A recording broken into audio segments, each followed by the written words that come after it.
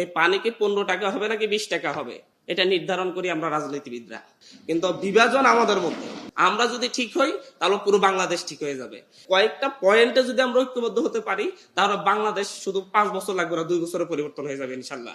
ধরুন উপকূলীয় অঞ্চল যেগুলো আছে সেগুলোর সাথে অনেক খাল থাকবে, অনেক নদী থাকবে। জলাবদ্ধতা তো ঢাকা শহরে হবে, সিলেটে হবে, গাজীপুরে হবে, সাভারে হবে। জলাবদ্ধতা কেন নোয়াখালী অঞ্চলে সবচাইতে বেশি, কেন ফেনীতে সবচাইতে বেশি? এবং এই জলাবদ্ধতা শুধুমাত্র যে 1 বছরে এই জলাবদ্ধতা হয়েছে তা না, গত 4 বছর ধরে অল্প বৃষ্টি হলে কোমর পানি হয়ে যায়, উদ্যোগ নেই কোনো। প্রতি বছরই আমরা শুনি, আওয়ামী লীগের সময় শুনি, এখন বিএনপির সময় শুনতেছি জলাবদ্ধতা নিরসন করা হবে। কিন্তু খাল পুনরুদ্ধার করে মানে জলাবদ্ধতা যে নিরসন হবে তার আমরা প্রসেসটা কি সেটা দৃশ্যমান কিছু দেখতেছি না। আমাদের একের পর এক সেমিনার হবে, অনেক কথা হবে। আমি বাংলাদেশের খাদ্য নিরাপত্তার কথা বলেন, বাংলাদেশ আমরা 2015-16 সালে দেখছিলাম যে হচ্ছে বাংলাদেশের খাদ্যে চাল উৎপাদনে বাংলাদেশ স্বয়ংসম্পূর্ণ এবং হচ্ছে তারা চাল রপ্তানি করতেছে। আবার 3 বছরের মাথায় 2019 সাল থেকে দেখতেছি যে হচ্ছে বাংলাদেশ আবার চাল আমদানি করতে হচ্ছে। কিন্তু হাজার হাজার একর, লক্ষ লক্ষ একর জমি উপকূলীয় অঞ্চলে পড়ে আছে।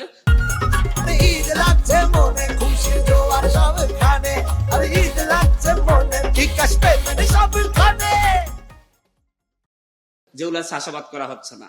দ্বন্দ্বটা হচ্ছে চাষাবাদের উপযুক্ত জমি কাদের সাথে দ্বন্দ্ব, এই মারাত্মক দ্বন্দ্ব হচ্ছে সরকারের 2টা ডিপার্টমেন্টের।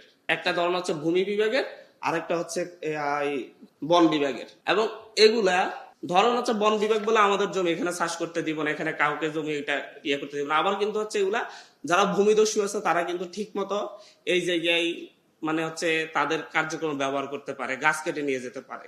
আমি আমার দ্বীপের কথা বলছি। 5ই আগস্টের পরে মাত্র 2 বছরে আমার 2-3টা বন একেবারে উজাড় হয়ে গেছে।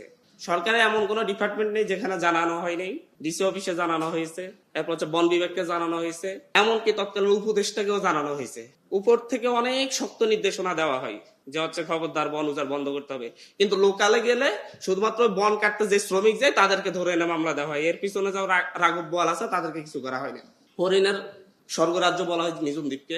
সেই নিঝুম দ্বীপে গত 1.5-2 বছরে মনে হয় কয়েক হাজার হরিণ নিধন করা হয়েছে। অনেক জায়গায় বলি, কিন্তু আজকে এখানে বলতেছি এটা কোনো প্রতিকার নেই।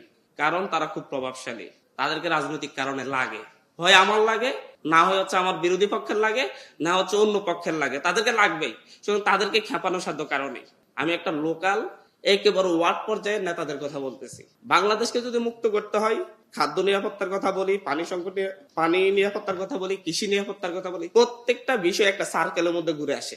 আমি একটা কথা বলি যে হচ্ছে আমরা যে এই যে এখানে একটা পানি দেওয়া হয়েছে, এই পানি কি 15 টাকা হবে নাকি 20 টাকা হবে এটা নির্ধারণ করি আমরা রাজনীতিবিদরা, আমরা যারা রাজনীতি করি।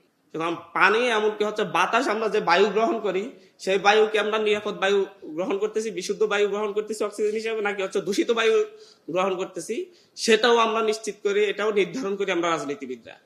সুতরাং এই বাংলাদেশে আমাদের মতো যারা রাজনীতিবিদরা আছে, আমরা যারা এখন রাজনীতি করতেছি এবং যারা আগ থেকে রাজনীতি করছে, এরা সবাই যতদিন পর্যন্ত একটা ঐক্যমত আসবে, একটা নির্দিষ্ট সীমা রেখাই না আসবে যে আমরা এই জায়গায় বিরোধিতা করবো, এই জায়গায় সবসময় ঐক্যমত থাকবো। ভূমিদস্যুদের বিরুদ্ধে ঐক্যমত থাকবো, জলদস্যুদের বিরুদ্ধে ঐক্যমত থাকবো, যারা গাছ কাটে তাদের বিরুদ্ধে ঐক্যবদ্ধ থাকবো। এই যে কয়েকটা পয়েন্টে যদি আমরা ঐক্যবদ্ধ হতে পারি তাহলে বাংলাদেশ শুধু 5 বছর লাগবে না, 2 বছরে পরিবর্তন হয়ে যাবে ইনশাল্লাহ। কিন্তু বিভাজন আমাদের মধ্যে, সমস্যাটা আমাদের মধ্যে, আমরা যারা পলিটিক্স করি আমাদের মধ্যে।